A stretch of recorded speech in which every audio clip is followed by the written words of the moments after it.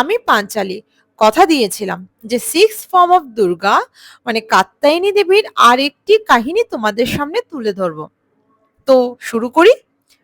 কাত্যায়নী দেবীর favourable colour হচ্ছে grey, তাই আজকে আমিও একটি গ্রে কালারের শাড়ি পরে নিলাম, যার সিম্বলাইজিং হচ্ছে ব্যালেন্স, নিউট্রাল, কামনেস, ইনার কাম এবং গ্রাউন্ডেড স্টেট অফ মাইন্ড।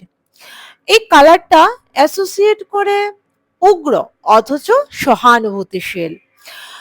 এই কাত্যায়নী দেবীকে ষষ্ঠীর দিনে মধু এবং মধু দিয়ে বানানো যে কোনো আইটেম বা ডিশেস অফার করতে হয়, তাই আমি কিছুটা মধু আবার সুজির হালুয়া বানিয়ে নিয়েছিলাম মধু দিয়ে।